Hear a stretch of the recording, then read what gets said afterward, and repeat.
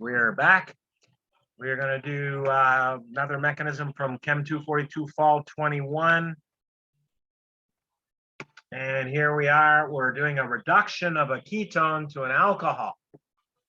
Got a couple R groups we can circle ahead of time and keep them circled for a little while.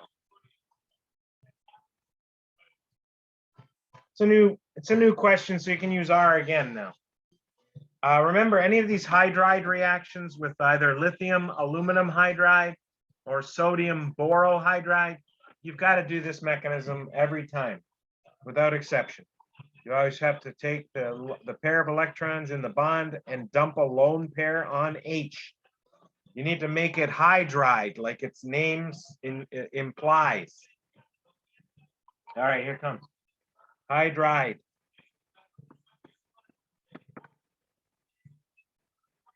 And the hydride is going to attack the carbonyl. You're going to get an O-, and you're almost done. This reaction reminds me very much of the Grignard reaction. Instead of a carbon nucleophile using a hydrogen, the mechanism's the same. And it's not that much to draw up there.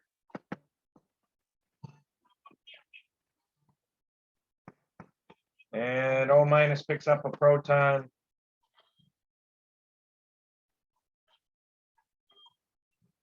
And there you go.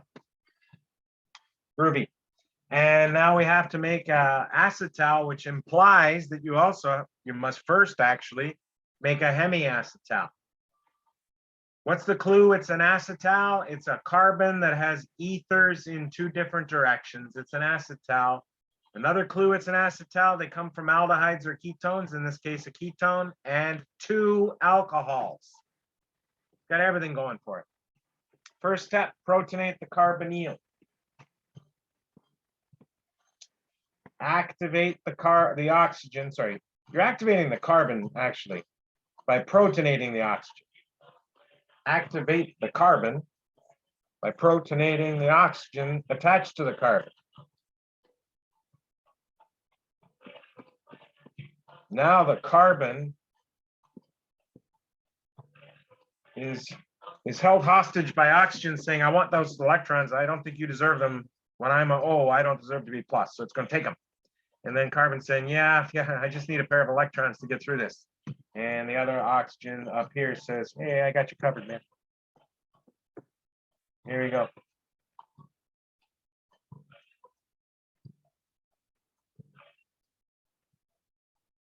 Okay, so we have that. We do have a big chunk of this molecule not changing for a little bit. UR prime. And we'll go to the left. And we got our prime attached to, let's do it down here. R prime is attached to a CO with an H, the methyl, new bond to a carbon. No. Z. Where are you? I already got the carbon. The O, bond to H, bond to C with a methyl, and R. We got it. Oh yeah, we have a new bond here from O to this carbonyl. That is the carbon I was drawing. Sorry, I got sidetracked. Don't know about why, but here we go. Double bonds here. Okay. Sorry, I rotated the ring a little. Looks like the double bond moved. It did not. Oxonium, please. And remember, in the first step, you made a sulfate ion. And my menu disappeared. Why are you doing that? Don't do that to me. Thank you.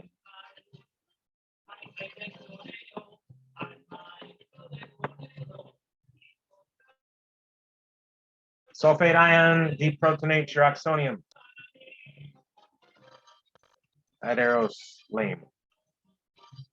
That one was fine. This one, I wasn't very happy. Okay, so you have a hemiacetal after you finish drawing this product. Hemi means halfway.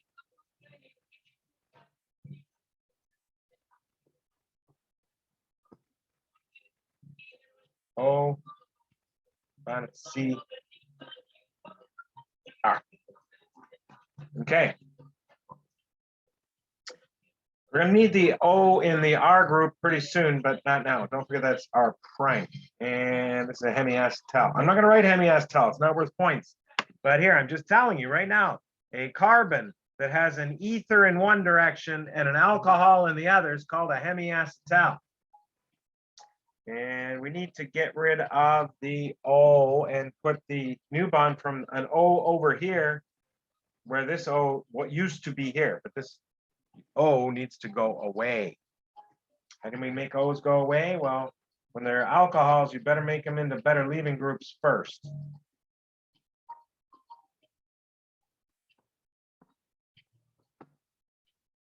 Better leaving group first. And what's the story here? Making this.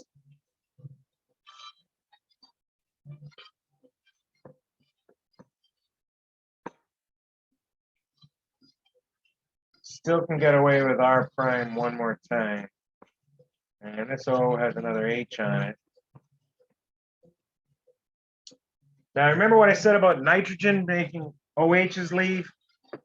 It does that because the lone pair is pushy. Well, oxygen can make an oxonium leave. It couldn't make a normal OH leave like nitrogen. But now this is a better leaving group. It can do what nitrogen does and push it off.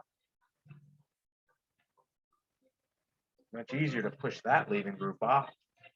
And where we're at is going to go upwards, upward and onward.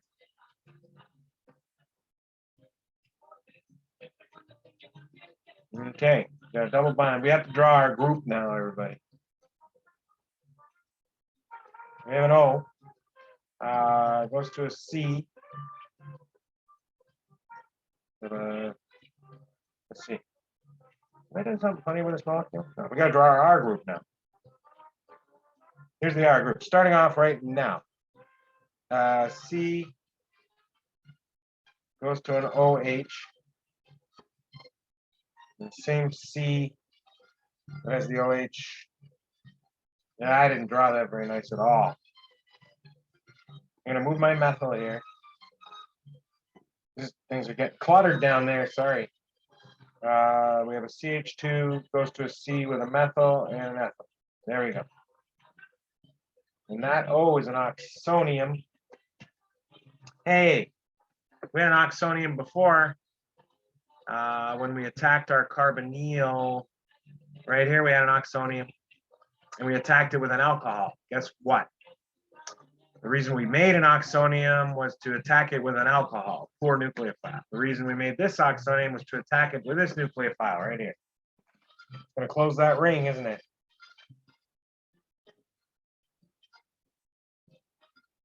And we're almost there, so we can bring it real close to our final destination here.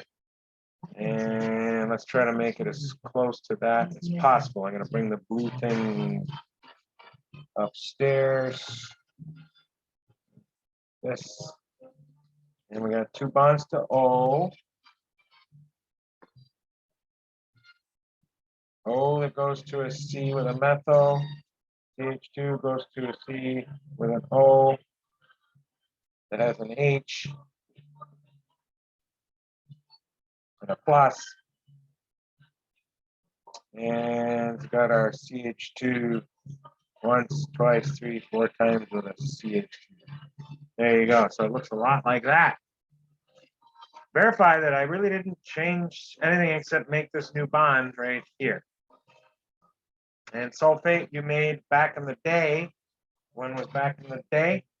Way back in this day here. H O 3 times S O minus.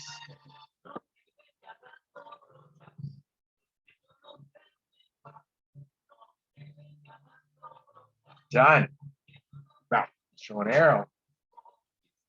Once again, we're going to redraw that mechanism and do it with the shortcuts, and you'll see you're writing less than half the amount of stuff. But if you need to see each step to do the mechanisms, then do that. That's more important. I'd rather see that than a poor job done with the combining steps.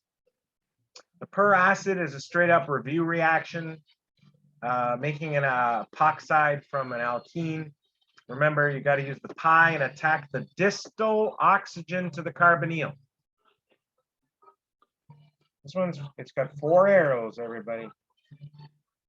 4 arrows. Attack the distal O. Resonate to make a new carbonyl. Resonate the old carbonyl, but protonate the O and bring this back to the more substituted carbon in the alkene, but they were both the same substitution, so it doesn't matter. That's it. 4 arrows. It looks like a spaghetti, but there you have it. All right, so we're gonna redo this mechanism here. So I'm gonna go grab it again from another location and snip it. I'll be right back.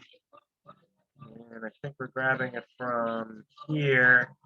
And I'm snipping. Look at that, snippers on your screen too. Nice, you get to see. Making of sausage here. Okay, minimize, minimize. Control paste. Redo. Combining steps. And here we go. If you are going to combine steps, you got to tell me at least pen first, pencil first, say whatever you're using to depict first. I like colors, it's just me. I say red first and blue second. And I want to see that whole mechanism up there, down here, so we know what the shortcuts mean. All right, so there's the first step, protonation of the carbonyl to make it an activated carbonyl. So you got to do that. Got to do it in red because it happened first. Lone pair on the O protonates from toluene sulfonic acid. The second step, the lone pair on the alcohol, and just to make the mechanism the same, I'm going to choose the left alcohol first again, attacks the carbonyl. And just to make things clear, you're going to get an oxonium on this alcohol that gets deprotonated with the sulfate ion in a third step. I'm going to do all of them. So let's make sure we made TSO minus. We're just going to go straight across on this mechanism. We made OTS minus. We're going to use that later. I'm going to do a little scribbling here. That looks terrible. There. Show that H explicitly out here. I'm gonna go with my the R prime from on top. I don't even, yeah, R prime. We already labeled R prime. I'm not gonna label it again. So the next step, the lone pair on the alcohol attacks the protonated carbonyl. We're gonna do that in baby blue. But you need the lone pair on the alcohol. This alcohol here attacks the protonated oxonium. Attack the carbon part. Here it comes in baby blue, because it's step 2.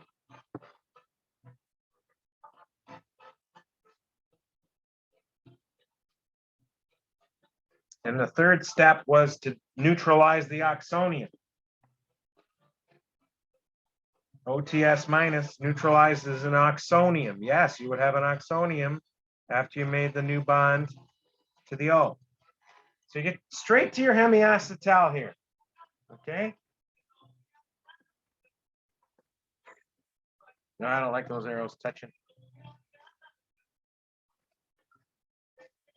So what we have is our hemiacetal. We're drawing it right now. I don't even know if I'm going to use the R. Things are going rather quickly here. Yeah. Here we have this. 1, 2, 3, 4. We've got our O. We've got our new bond to a carbon that has an OH on it. O bond over there. Hemiacetal, right there. What did you do to your hemiacetal? Look at that, hemiacetal, right there. Protonate it first. Which O gets protonated? The one that has to go away, the blue one. What do you do after you protonate it? You kick it off with which oxygen? The O that's not protonated. The other O attached in the hemiacetal, the ether part. Let's do it. That's only 2 steps combined. Need the hots. You made a hots. You want to show the hots? Here it is. HOTS. Lone pair. First step. Protonate the lone pair. Now we got an oxonium leaving group. Now kick off the leaving group. Different color. It's the second step. Now you got to show it leaving. Yeah. And you've got an oxonium ready to be attacked. I think we can finish the mechanism. And no more intermediates after this. You will have to show this bond eventually breaking, so let's draw it.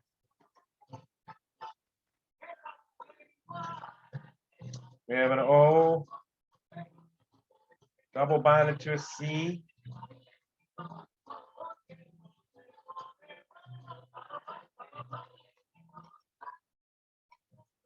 And we have a TSO minus.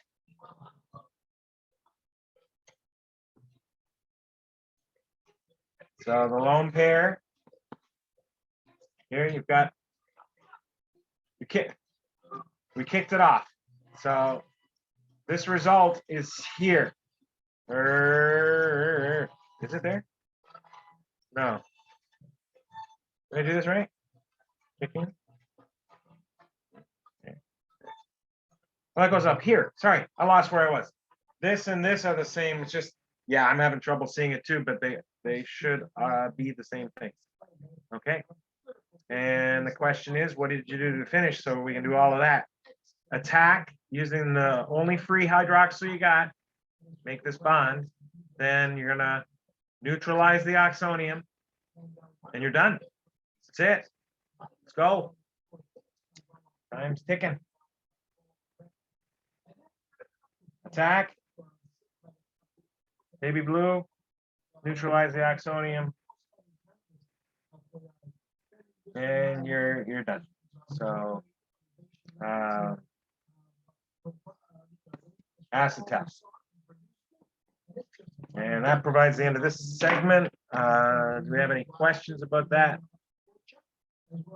Because the next thing we're going to do is the next, I think it's part F. We're going to skip D, E, and go to